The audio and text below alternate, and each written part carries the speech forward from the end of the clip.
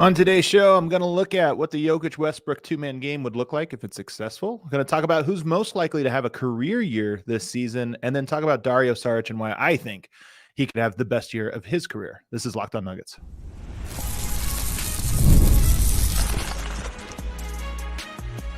You are Locked On Nuggets, your daily Denver Nuggets podcast. Part of the Locked On Podcast Network, your team every day. What is up, everybody, and welcome to the Locked On Nuggets podcast, part of the Locked On Podcast Network. We appreciate you making this your first listen each and every day. We're free and available wherever you get podcasts. On today's show, like I talked about, I want to start off by talking about this Jokic-Westbrook two-man game because I feel it's kind of a mystery. It has upside. It has some downside. How much are they going to play together? I have a feeling that they're going to play a lot more together than people realize. Reggie Jackson played a lot with Jokic last year. Some of that was the Jamal Murray injury, but I think Westbrook is going to share the court with Jokic quite a bit this year in some staggered configurations, and there's even a chance he starts more games than you think, not necessarily because he's going to start when everybody's healthy, but just because he does replace a handful of players, namely Jamal Murray and Christian Brown. So there's a good chance that he's on the court with Jokic quite a bit. So what would it look like if it works? I don't want to go over what it'll look like if it doesn't work. We've talked a lot about that over the last 2 weeks or so since this news was really seemed imminent.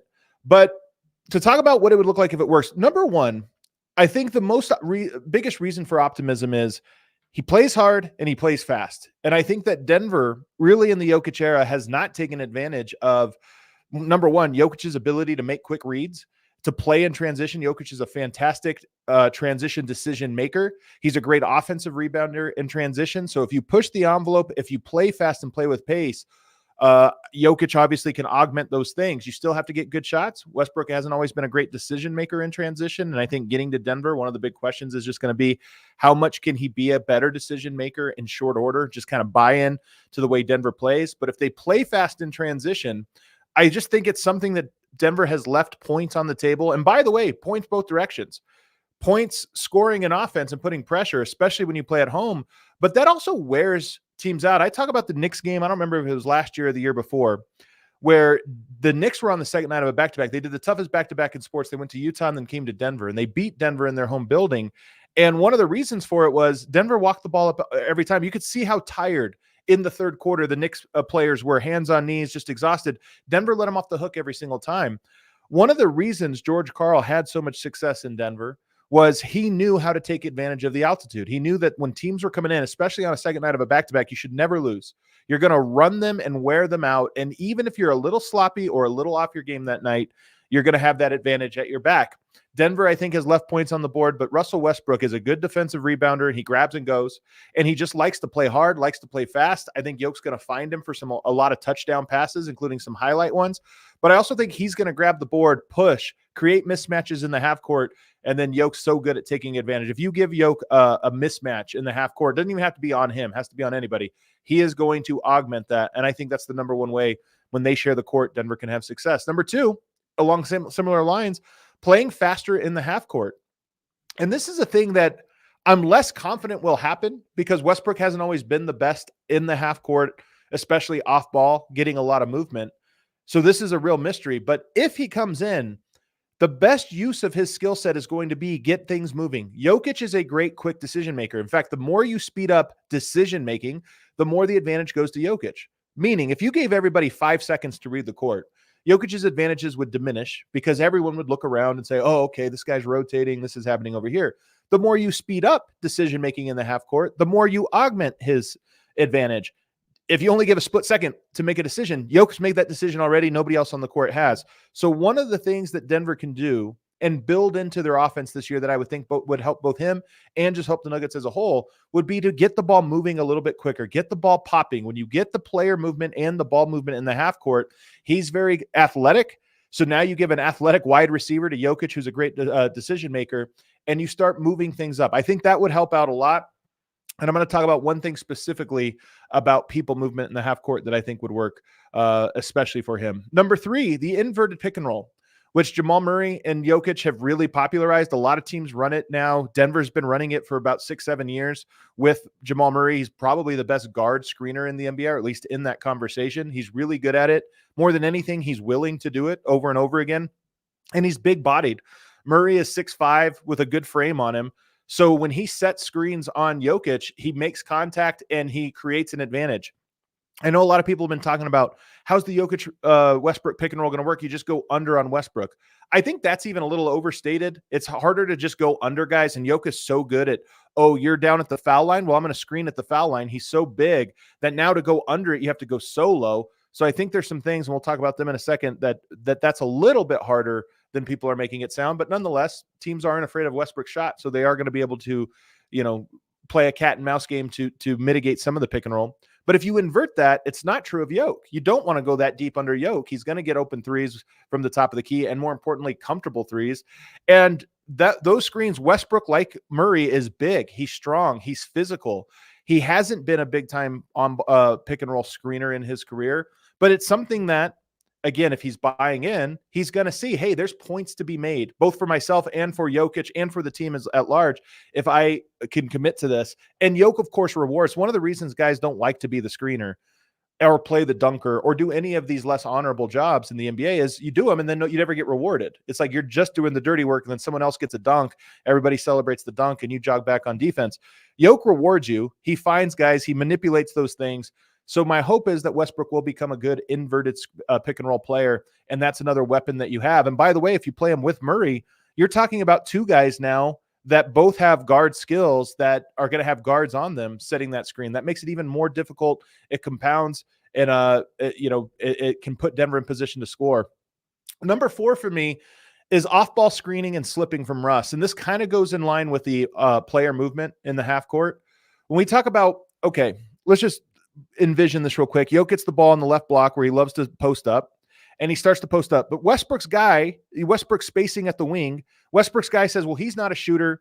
He's a good cutter, but he's not a shooter. So I'm just going to sink off and play off like 5, 6, 7 feet and just sink into the paint, maybe swipe down at the ball and provide a little soft double.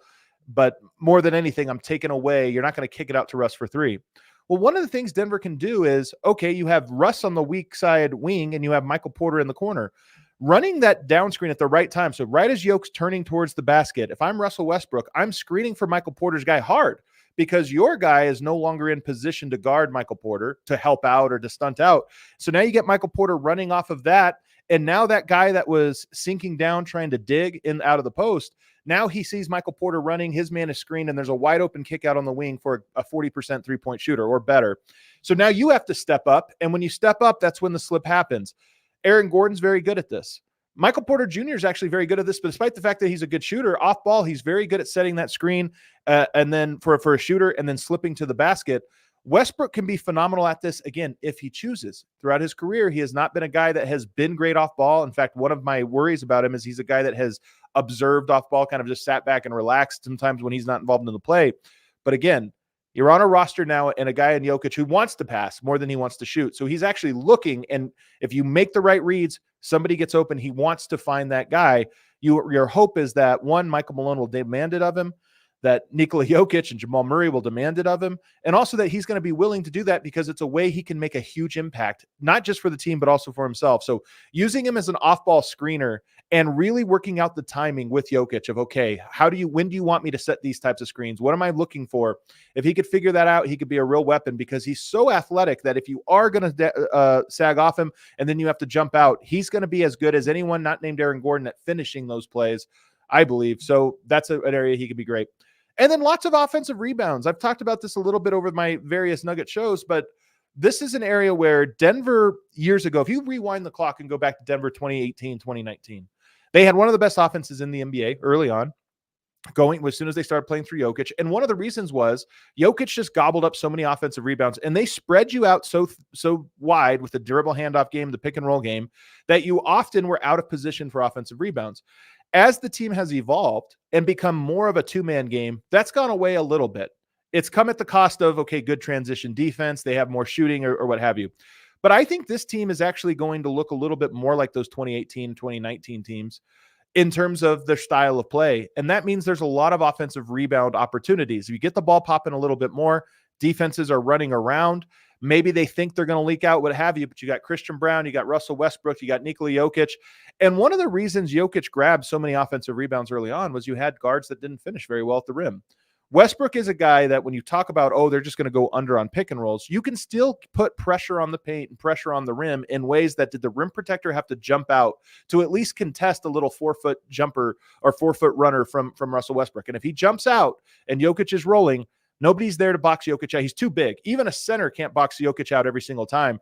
But when you're talking about rotating out of position and now the low man has to come over and tag Jokic because the big jumped out, Jokic just gets a lot of offensive rebounds. I predict that Jokic, when he plays with Westbrook, will rebound a disproportionate amount of Westbrook shots, meaning more so than most players that he's played with. He will be in position to grab his shots, just put it on the rim. Jokic's going to get it. And I think that'll be a real part of Denver's offensive attack this year. And then the last part here is the Westbrook and Murray minutes. You talk about putting Westbrook on the court alongside of Jamal Murray. Now you have, it's so obvious watching Serbia play, who, by the way, I love the way Serbia plays. The ball gets popping. They share the ball. But more than anything, they have two pick and roll players in Micic and in Bogdanovic. And I love the idea of the Murray-Jokic two-man game starting in action. Defense has to suck in, and you swing it to a Westbrook on the move. And now he's attacking, and he's attacking with Jokic in tandem, and they have their own thing. I think that 1-2 punch could be very deadly. Not all of the minutes are going to come that way. In fact, I'm not sure even how many. But I do think there's going to be something to having secondary or really primary playmakers where Russ gets to be the secondary one that can work quite a bit. So those are reasons to be optimistic about a Jokic-Westbrook two-man game. And I think if it works, it's largely going to be because of those factors. All right, let's take a break. On the other side, I want to talk about who has the most potential to have a career year. Not necessarily a breakout, but a career year, the best year of their career. I'll talk about that on the other side. First, it is the summer season, which means there are concerts and events, festivals, and all kinds of things going on, even Major League Baseball, if you want to go check out a Rockies game. And if you're buying tickets, there's no better place than the Game Time app. Game Time is authorized ticket marketplace of Major League Baseball, which makes getting tickets faster and easier. Prices on the Game Time app actually go down the closer it gets to first pitch. This is the new way of doing it. It used to be, back in the day, you buy tickets a month in advance, and then you'd sit there and look at your little ticket and be like, okay, we're going in a month. Nowadays, it's better to hop on Game Time. You go to the stadium, and you just hop on there at the last minute and see if ticket prices have dropped. You get a great deal on the perfect seat. That dropped right before. If you have that flexibility, Game Time is great for it. They also have those flash deals, zone deals, last minute ticket finds. They allow you to see what your seat looks like from the little feature on their app. So you just click on it and it'll show you.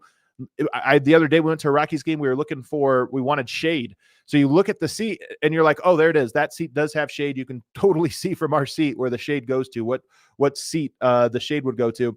Super helpful. It's how we made that decision. So you want to check them out. Also, if you want to just know what festivals or events are going on in your area, it's a great way to kind of see what's going on this weekend. You just hop on there and you're like, oh, I didn't even know there was this such and such festival, but here are tickets to it. I'm going to buy them there. So download the Game Time app, create an account, and use code LOCKEDONNBA for $20 off your first purchase. Terms apply. Again, create an account and redeem this code LOCKEDONNBA for $20 off. Download Game Time today. Last minute tickets, lowest prices guaranteed. We'll be back with more Locked On.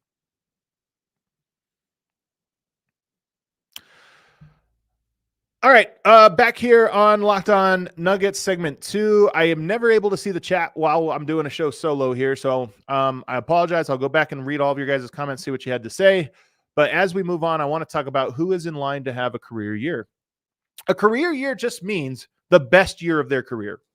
Does not necessarily mean it'll be a breakout, like a significantly better. But if we just said statistically and really by whatever measure, even if you want to just say subjectively, the best year of their career, this is the order of guys I think most likely. Number 1, Christian Braun. Christian Braun, because we know he's going to play a lot of minutes. And because most of those minutes, he's only been in the NBA for 2 years. Usually you get better. Your first, second, third year is better. Not most players don't get worse, although there are some exceptions, Zeke Naji. But Christian Braun to me is a guy that is getting better every year, getting more confident every year, getting this timing and speed, understanding where he fits into the culture of the team and everything else a little bit better. And more importantly, he's going to be playing more of his minutes with Jokic and Murray. And we know that even if you go back 7 years ago, the Jokic-Murray minutes were really positive, were really effective. And no matter if you put in Facundo Campazzo, Austin Rivers, Will Barton, it didn't matter. Whoever you put into that extra, the fifth role, basically, they typically had a very, very good season. Christian Braun now moves into that, we think, into that role.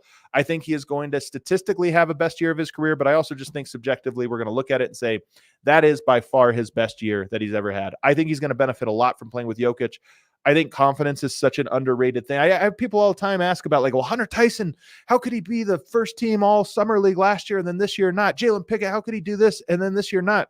You look at it and say, you guys have no idea how much confidence goes into this. Players will tell you it first and foremost when you're asking them about their careers. They'll often tell you, he's a guy that gave me confidence. I got confidence and I needed that at that time. And once I got it, I started going. I think Christian Braun last year was in a tough spot because he was ahead of guys like Peyton Watson, but wasn't quite broke through to being a starter or this or that. Tried to explore his game a little bit by orders of the coaching staff. Hey, try to do this, try to do that. We're going to play you in different spots. And I think last year was actually a shockingly difficult confidence year for Christian Braun. I think this next year is going to be an easy confidence year.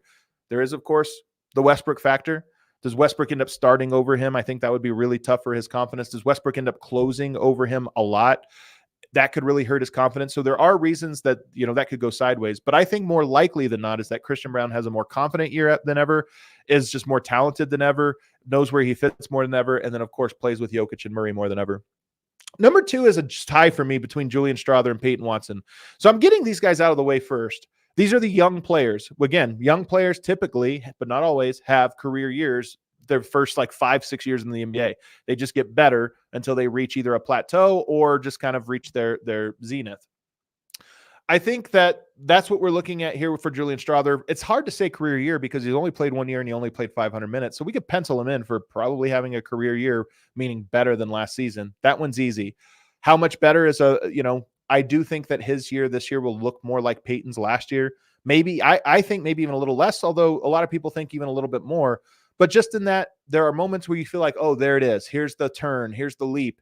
And then there's moments where it's like, man, lost all momentum. Now he's having a rough 10-game stretch. I just think that's going to be Strawther's year, but nonetheless, that's better than last year. Peyton Watson, I actually think has sneaky breakout potential. Like everything, he also has the potential not to be. I'm really curious to see how Michael Malone uses him, if he gets to touch the ball this season or not. I'm curious to see if he is one of the casualties of the Westbrook signing, because now Peyton Watson doesn't necessarily provide the spacing you need for a Russell Westbrook. So is his year a little fragmented because the team is trying to adjust to Westbrook? Nonetheless, he's only played 2 seasons. One was a redshirt year. One was last year. I think this year will be better. Therefore, it will be a career year for him. Number 4 for me is Jamal Murray. And this is where it gets hard. So you get Christian, Julian, and Peyton out the way, the obvious ones. And then you get into, okay, career year. I think Jamal Murray, even though the last we've seen of him has been hobbled, obviously in the playoffs, then we see him with Team Canada and he doesn't necessarily look great. There's this weirdness around, okay, he left. He was with the team, but then he left and now he's back. So is there an injury? Then he only played 6 minutes in the first half of a game, didn't play in the second half. If you're trying to get your conditioning back, wouldn't you have played both halves? So there's some weirdness around Jamal Murray right now. But, I think by the time we get into the season, Jamal Murray probably will feel a little bit like I have something to prove. The championship is now 2 years removed. There's a little something of like, okay, some people are doubting me, even my own fan base, maybe my own coaches, my own team, what have you, a little bit of doubt. And how you respond to that really tells the story. Jamal Murray comes out and has a career year. It washes away everything. And now it's like, oh yeah, champion, playoff Jamal Murray. He was just hurt last year, whatever. That's the story. But a career year for Jamal Murray to me mostly comes down to mentality. It comes down to what is his state of mind. I think there's been a cloud over him, for the last year for a variety of reasons, but he even talked about this, alluded to it a little bit in his exit interviews, that, this year was a little trying. It was a little tough this last season. I think this next year, I'm not saying that it's going to miraculously go away, but I do think there is a world where Jamal Murray channels the feelings that he has with this team and channels them all in a positive direction where it's like, breakout year. This is what it takes to be great. Prove it to your team, kind of make up for some lost time and carry them a little bit, spell Yoke, Westbrook pushing him. I just think that Jamal Murray, first of all, you just look at the age. He should be having a career year. Last year was a career year, to be honest with you. I mean, the playoffs in 23 were better than the playoffs in 24, but the regular season in 24 was better than the regular season in 23 and really better than the regular season in 2020. So this year should be the best year of Jamal Murray's career, and I expect it will be. And I think there's even a chance that it is meaningfully so. That Jamal Murray has a year where we're like, yeah, that was an awesome year. Step up, a clear step up from what we've seen from him in years past. Number 5 for me is Michael Porter Jr. This one was tough. Again, every next line here, I can change up the order. Michael Porter had such a great year last year that it's hard to imagine him having a better year. For number 1, he played a lot of games, 81. I don't know that he plays that many this year. So automatically you start from a little position of a deficit. My hope is that Porter gets more opportunities this year. That last year was a year where maybe the team kind of got too comfortable with the formula of the Murray Jokic 2-man game, went to it a little bit too much. You're coming off the championship where that's what wins you a championship. And I still think that's what wins you a championship if you get back there. But in the regular season, I think it's important to kind of get other guys more comfortable. And I think Michael Porter took a big back seat last year when we all expected him to take one forward. I think with the idea that maybe Murray shouldn't be the constant stagger and that maybe shooting is going to be at a premium, I think Michael Porter might get a chance to be hyper efficient in the starting lineup like he always is, but maybe a little bit more loose, playing with two setup guys in Westbrook and Saric next year. So I think that there's real reason to think that Michael Porter could have a career year. Again, this one, once we get down, I think the first four, Christian, Julian, Peyton, Jamal, I would all give better than even odds that they have a career year next year. Better than even odds. For the first three, for sure. And I even think for Jamal Murray, more likely than not, it's a career year. Michael Porter's probably the first guy where I would say it's probably 50-50 or below. Like Murray, Michael Porter's at an age where you just think, okay, he should be getting better. But with his physical limitations, you just never know with his injury history. But there's also always a chance that, knock on wood, it's been 2 years healthy, and that this year he's just has a little bit more athleticism to him and a little more strength, a little bit, gets a full off season now to kind of work on his game and add some stuff. And maybe we see something more. So for him, it's almost a coin flip. Will last year be his best year? Will this year be his best year? We'll see. Going down the list, Dario Saric for me is next. I've talked about this, and I'm going to talk about him even more on the other side, so I'll kind of go quickly on this one. But he's a guy that, like all these other guys, he's 30. He's getting into the point where he should be at the plateau, but he's a guy that has been coming back from injury over the last couple seasons. So it stands to reason that this should be the crossroads of his most healthy, physical prime mixed with the highest his mental prime has ever been. So I think there's reason to believe that he could be great. And then the fit, which I'll get to in the next spot. After him is Jokic. Here's what's crazy. Jokic could win the MVP next year. There's no question about it. I think he's the best player in basketball. But I think that his best regular season is likely behind him. Likely. You never want to underestimate Jokic. He looks like he is more focused than ever, angrier than ever, but coming off of an Olympics, coming off a season where his body clearly seemed to be at, spent of energy, I just don't know if this year statistically and even just subjectively is going to look like the most dominant MVP years of the years past. He might win it, but he has 3 MVPs. That means that he has had 2 MVP seasons that were less than one of his other MVP seasons just naturally. So while it's always possible that Jokic has a career year, and by the way, if Jokic has a career year next year, what are we worried about? Like, as good as Jokic's been, a 3-time MVP, a 1-time champion, if his best season is next year, the Nuggets are a 1 or 2 seed no matter what else you tell me happens. That's happening. But I suspect that he'll probably be slightly below his MVP seasons. Not much, but just slightly below there. Still in that MVP caliber conversation. But that this year might be the year that the Nuggets are a little wiser with him and just rest him a little bit more, rely on him a little bit more as they try to play through some of these other guys. And that it's just, again, MVP caliber, but not quite what it was in his 3 MVP seasons. The next guy, it gets tough here. The next guy I went with was Zeke Naji. And I know a lot of people are going to roll their eyes. Well, first of all, a career year for Zeke Naji is a low bar. He has not had a great year. In fact, at this moment, I think his career year was his rookie season. So to have a career year would really just mean he plays 1,000 minutes and he has a positive contribution in at least, half of those minutes. I think it's on the table this year. I mean, number one, you talk about moving him to his most natural position at power forward. He's going to have like a Dario Saric or a Nikola Jokic alongside him. I don't know if he's going to be penciled in even to the rotation, but I still think he's going to play 500 minutes, which is what he's played over the last 4 seasons. And in those minutes, I think he can be more productive. Last year was the Zeke year, right? I think we talk about confidence. There was a pressure on him. I think he lost confidence. I think his attitude kind of went sideways. A lot of things went sideways for him. And I think he's been given a raw deal, to be honest with you, never getting to play in positive lineups, always being the guy that replaces Jokic. He's been dealt a really difficult hand, and he's played that hand very terribly.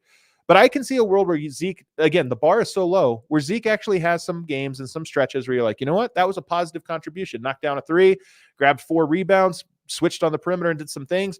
And he does that over and over and over again, fitting more comfortably into a role. And then on top of that, like I said, last year was the year where all eyes are on Zeke. I don't think eyes are on Zeke this year.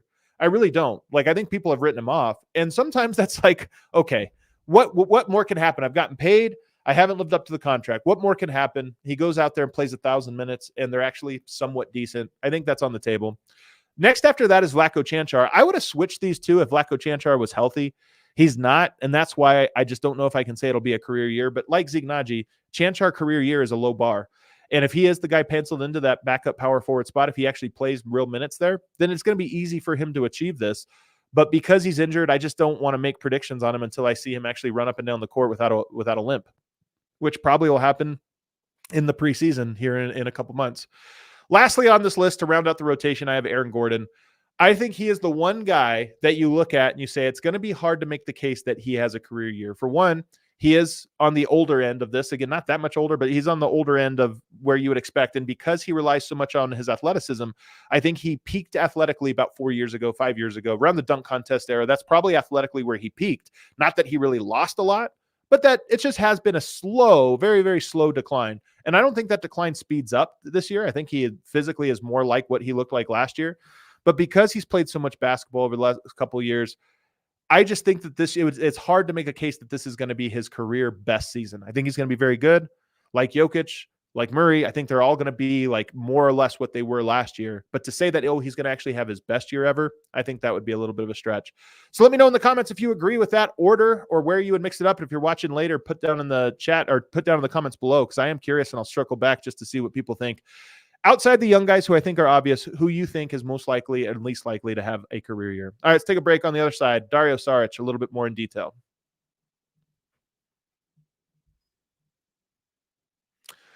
I like it. Zeke talk, I am here for it. You might be the only one. I'm telling you, Zeke, I feel bad being close to all of these, being around these guys, just seeing how much weight they carry when they're struggling. A guy like Zignagi, it's not easy, man. People think like, oh, he, bum this, bum that. He's one of the guys I think really wants to be good, and it just hasn't worked out for him so far.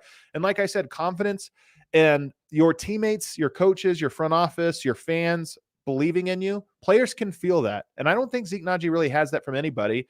Now he has to earn it. Now it's like, all right, well, throw that away. That's why I say throw it all away, because now there's a blank slate. Let's see what you can do. But I want to talk about Dario Saric because he's so fascinating to me. And if I was building the perfect Dario Saric team, I'm not sure I would have given him Russell Westbrook.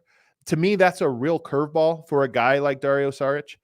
But I would give him this team. I would give him the understudy to a player that is a center and the fulcrum of your offense, because that's what Dario Saric is best at. And it's one of the reasons he looks so good playing for Croatia, is he's the top dog. They're going to play through him. Everybody kind of bends to what he's doing, and he's really good at it. He's not a selfish player. He can play from the post. He's really good at attacking mismatches, but he's even better at compromising a bent defense, a shifted defense. Oh, there's switches on the perimeter. All right, well, I'm going to drag my guy this way, and I'm going to drag the help as far as this way, and now I'm going to make a really great pass. And I think this year, if he's given the opportunity, people are going to be surprised with Saric's ability to make tough passes. Not just like, okay, he made a good, like Aaron Gordon makes good passes, right? And you're like, oh man, that was a nice pass. Good eyes. But you rarely are like, oh my God, where did that pass come from? I think Saric has that. Like Jokic has that obviously a lot. Saric has a little bit of a, oh wow, he just whipped a no-look pass to the corner and found a guy open.